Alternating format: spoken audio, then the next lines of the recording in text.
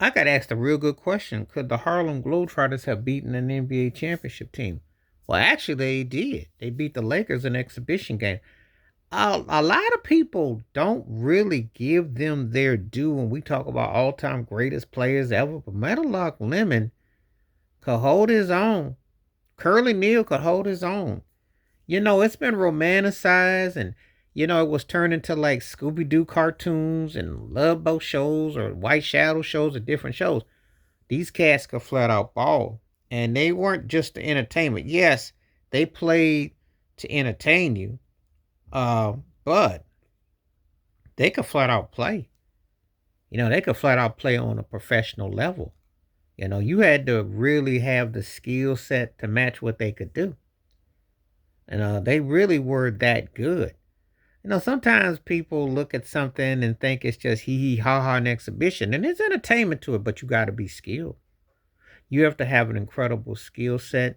You have to have another level to depth to what you're doing. You just wasn't just gonna be there because of your, this or that. You had to be legit.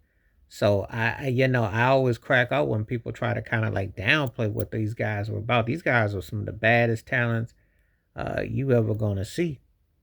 They were really the truth. I mean, um, they brought it. They really did bring it. And when you putting that in perspective, you just like wow, these guys were, yeah, they were the show enough. A lot of people want to try out to be like those. Um, they're pioneers of it.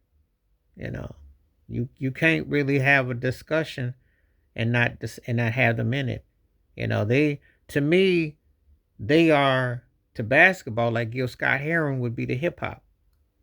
You can't even have a discussion about it to me without putting it there because of the Lost Poets, because that was the precursor that in a modernized concept. I'm not even talking about before that, but just in a modernized perspective. But the talent level, the magnitude, the rehearsal, the routine, because it is a rehearsal and whatnot, but they were able to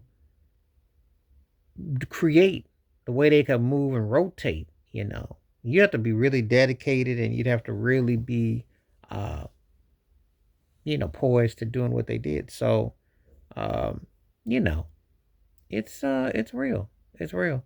And it really takes you out because when you are looking at it as a fan or something like that, it's like, wow, I didn't think it could get to this level or this magnitude. But it really hits like in a certain way that you couldn't imagine. So um it you get caught up in seeing people play, and they were doing things that, yeah, I think they would run circles around any era if you brought that style.